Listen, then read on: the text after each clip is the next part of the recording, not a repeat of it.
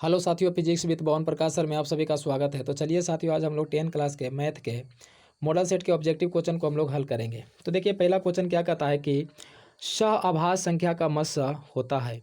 तो सहअभाज्य संख्या किसे कहते हैं? दो प्राकृतिक संख्याओं को सहअभाज्य संख्या तब कहते हैं जब दिए गए संख्याओं के महत्तम समावर्तक 1 के बराबर हो। तो इसका आंसर बी हो जाएगा। नेक्स्ट क्वेश्चन में आते हैं। कहता है कि दो संख्याओं का गुणनफल 2166 है एवं उनका मस्सा 19 है, तो उसका लस्सा ज्ञात करें। तो दूसरा क्वेश्चन को हम लोग लस्सा ज्ञात करते हैं। तो लस्सा बराबर फार्मूला देखेंगे, दो संख्याओं के गुणनफल,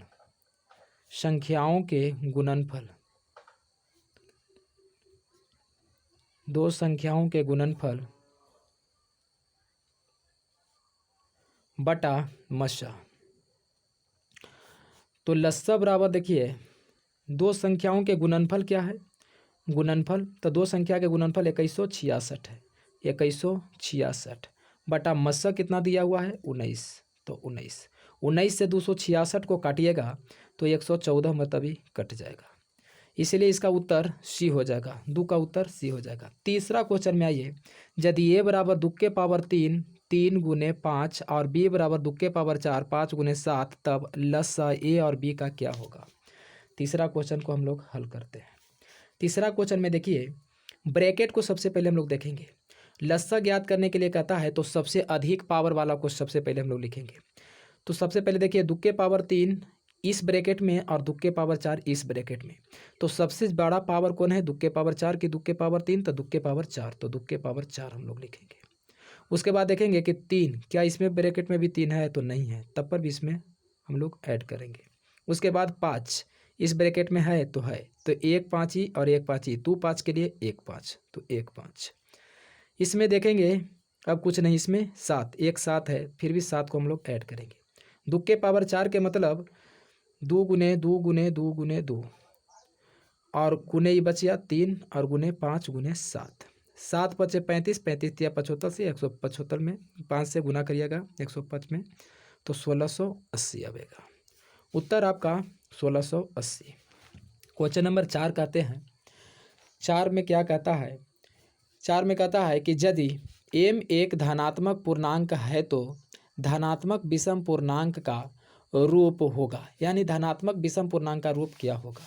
इसको हम लोग बनाते हैं क्वेश्चन नंबर 4 के। तो लिखेंगे कि माना कि m एक धनात्मक विषम पूर्णांक है,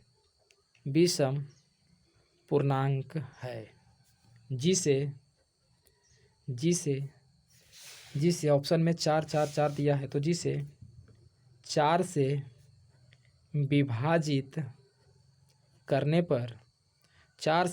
करने पर भागफल Q और तथा शेषफल R प्राप्त होता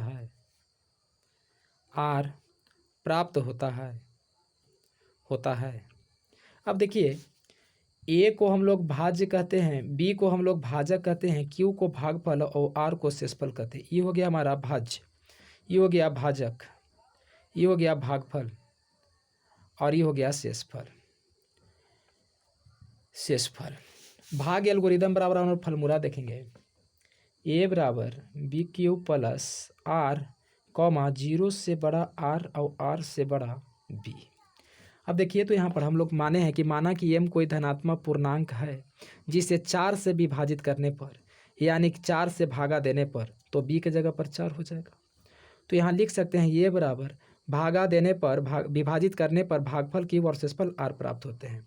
तो ये बराबर 4Q प्लस R, 0 से बड़ा R और R से बड़ा क्या हो जाएगा? B के जगह पर 4। जहाँ हम लोग लिख सकते हैं 0 से बड़ा है और R से बड़ा कौन है? B, या B के जगह पर 4। तो R बराबर क्या हो जाएगा? या तो 0 होगा, 1 होगा, 2 होगा, 3 होगा। 4 नहीं हो सकता है क्योंकि R से बड़ा B है, तो R से बड़ा B है तो R B से छोटा होगा।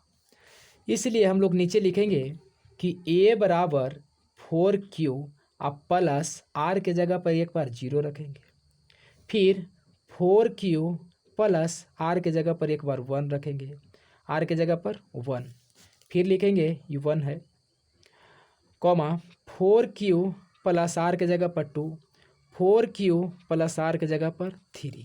हमको पूछ रहा है क्या क्वेश्चन में कि यदि m एक धनात्मक पूर्णांक है तो m एक धनात्मक पूर्णांक है तो धनात्मक विषम पूर्णांक का रूप क्या होगा। तो विषम पूर्णांक इसमें कौन कौन से है, तो ये तो एक हमारा सम संख्या हो गया, ये एक विषम संख्या है 1 है यहाँ पर, ये एक हमारा सम हो गया, ये एक विषम हो गया। तो 4Q प्लस 1 एक विषम है और 4Q प्लस 3 एक विषम है। ऑप्शन में क्या कहता है 4Q प्लस 1, तो 4Q प्लस 1 हो जाएगा। अगर जो 4Q प्लस 3 पूछता तो 4Q प्लस 3 भी हो जाता। 4Q प्लस 2 एक सम संख्या, 4Q प्लस 4 एक सम हो जाएगा। नेक्स्ट क्वेश्चन में हम लोग देखते हैं, क्वेश्चन नंबर 5 में कहता है, 5 में क्या कहता है, 5 में कहता है कि निम्नलिखित में कौन सी अभाज्य संख्या है। तो अभाज्य संख्या किसको कहेंगे, वैसी संख्या जो एक और स्वयं को छोड़कर किसी दूसरे संख्या से न कटे, उसे अभाज्य संख्या हम लोग कहते हैं। तो जैसे कि ऑप्शन नंबर पहला में दिया हुआ है 27, तो 27 एक का स्वयं को छोड़कर किसी दूसरे संख्या से कटता है तो 3 से कटता है और 9 से भी कटता है, इसीलिए यह अभाज्य संख्या नहीं होगा। ऑप्शन नंबर दूसरा में देखेंगे 35, तो 35 एक और स्वयं को छोड़ करके दूसरे अंक से कटता है, 5 से कटेगा, 5 सते 35। ऑप्शन नंबर सी में देखिए 13, तो 13 एक और स्वयं को छोड़कर किसी दूसरे संख्या से नहीं कटेगा, तो यही हमारा अभाज्य संख्या है। डी में देखिए 56, तो 56 एक और स्वयं को छोड़ करके 8 से भी कटेगा, तो इसीलिए यह अभाज्य संख्या नहीं होगा, आंसर सी हो जाएगा। निम्नलिखित में कौन सा अपरिमेय संख्या है, क्वेश्चन नंबर 6, अपरिमेय संख्या कौन होगा। तो अपरिमेय संख्या उसको कहते हैं जो P/Q के रूप में नहीं लिखा जाता, उसे अपरिमेय संख्या कहते हैं। या वैसी संख्या जिसका पूरा पूरा वर्गमूल न निकले उसको अपरिमेय संख्या कहते हैं। तो √17 का पूरा पूरा वर्गमूल नहीं निकलेगा, √4 का वर्गमूल निकलेगा, 2 होता है, 100 का 10 होगा, 16 के 4, 25 के 5 और 17 के वर्गमूल नहीं होगा, इसीलिए 17 एक अपरिमेय संख्या होगा। 6 के आंसर ए होगा। 7 के आइए 144 के अभाज्य गुणनखंड में 2 का घात ज्ञात करें। 7 क्वेश्चन 144 के अभाज्य गुणनखंड में, तो 144 के हम लोग 144 के अभाज्य गुणनखंड कर देते हैं। 2 से काटेंगे तो 2 सते 14 और 2 एकाई 2, 2 से काटेंगे तो 36 दूनी के 72, 2 से काटेंगे तो 18 दूनी के 36, 2 से काटेंगे तो 9 और 3 से काटेंगे तो 3 तिहाई के 9 और 3 से काटिएगा तो 3 एकाई 3, यानी 144 का क्या निकल के आया, 144 बराबर 1 2 3 4, 1 2 3 4 और 2 गो 3 है, 1 2 गो 3 हम लोग दिए हैं। 144 कह रहा है कि 2 का घातांक क्या होगा, तो 2 कितने हैं 4, 1 2 3 4 और गुने 3 कितने हैं 2, तो 2 का घातांक क्या होगा 4 हो जाएगा। तो आंसर हमारा क्या हो जाएगा, तो आंसर में हम लोग देखेंगे सी, 2 का घातांक 4 होगा। निम्नलिखित में कौन सा परिमेय संख्या है, तो परिमेय संख्या वैसी संख्या को कहते हैं जो P/Q के रूप में लिखा जाता है, वह संख्या परिमेय संख्या होता है, या जिस संख्या का पूरा पूरा वर्गमूल निकल जाए वह परिमेय संख्या होगा। तो देखिए 1/144, 8 के √1/144, तो 1 का वर्गमूल 1 और 144 का वर्गमूल 12, इसका पूरा पूरा वर्गमूल निकल गया, तो यह एक परिमेय संख्या है।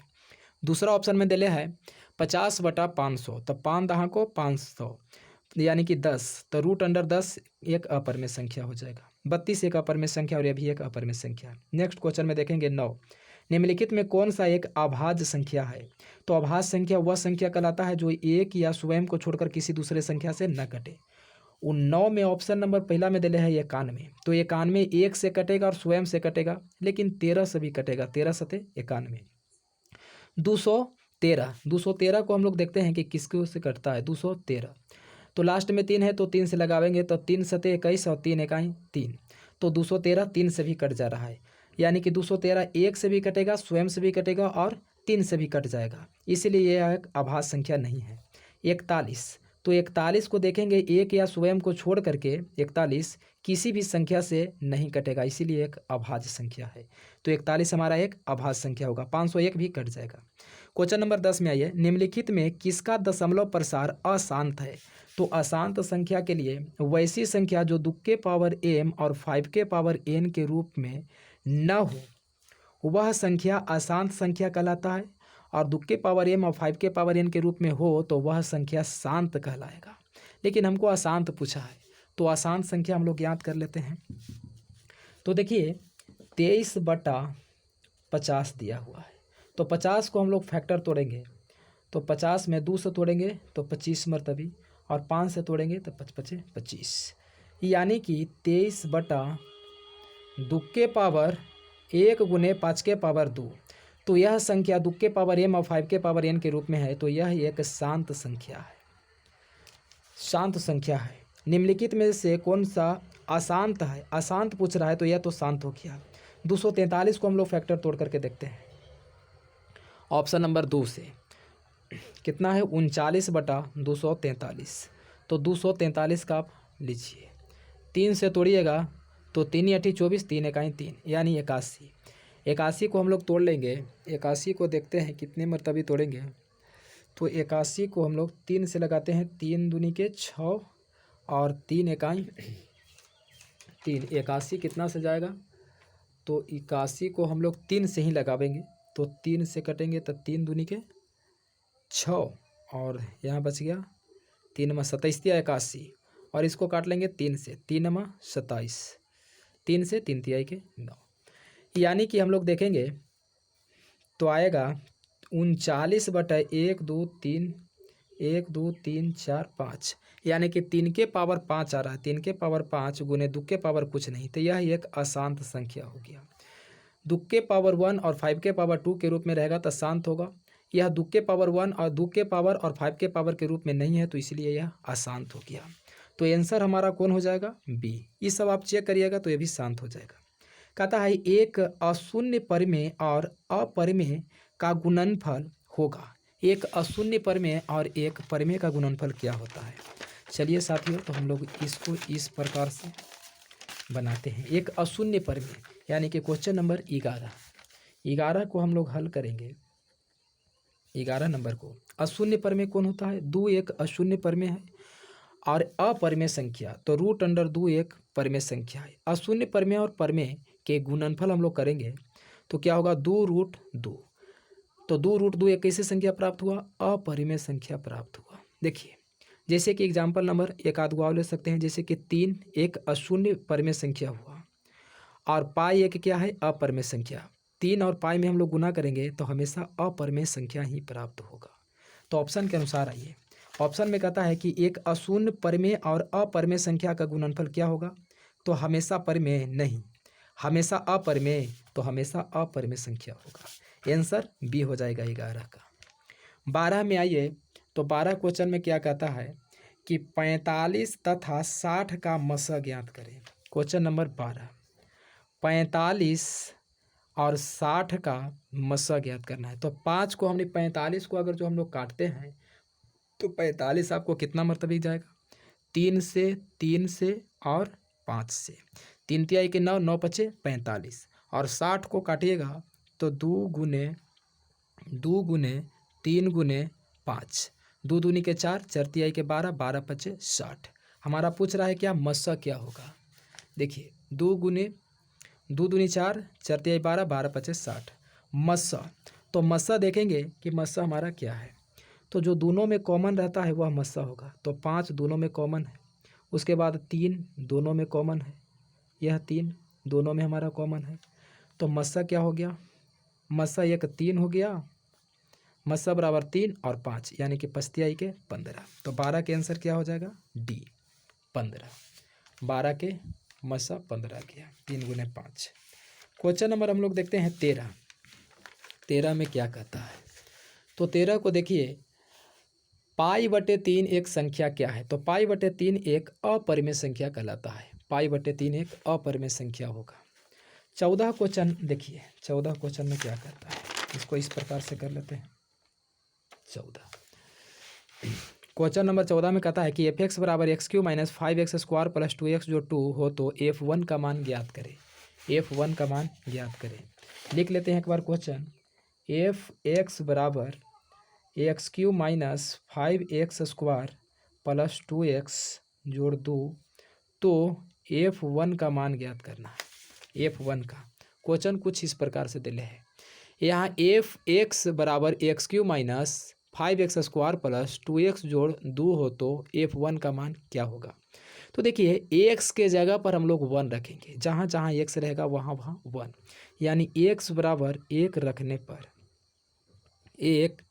पर तो F1 बराबर क्या लिखेंगे, एक्स क्यू है तो 1 के क्यू माइनस 5 एक्स के स्क्वायर है तो एक्स के पास 1 रखने पर तो 1 के स्क्वायर प्लस 2 एक्स है तो एक्स के जगह पर 1 और प्लस 2 तो F1 बराबर 1 के 3 बार गुना करिएगा तो एक ही माइनस 5, 1 के 2 बार गुना करिएगा तो 1 और प्लस 2 और गुने 1 और प्लस 2। फिर देखिए 1 5 में 1 से गुना करिएगा तो 5 होगा और प्लस 2 में 2 से गुना 1 से गुना करिएगा तो 2 और प्लस 2, 2 2 4 और 1 5, यानी 1 माइनस 5 प्लस 4 तो 4 और 1 जुटेगा तो 5 माइनस 5 इक्वल टू 0। तो हमारा कह रहा है कि x Q minus 5x² plus 2x जो 2 हो तो F1 का मान क्या होगा, x रखें तो F1 के मान 0 हो गया, F1 के मान 0। तो चलिए साथियों आज के लिए इतना ही, हम लोग मिलते हैं नेक्स्ट वीडियो में। वीडियो अच्छा लगे तो लाइक और सब्सक्राइब करिएगा। धन्यवाद।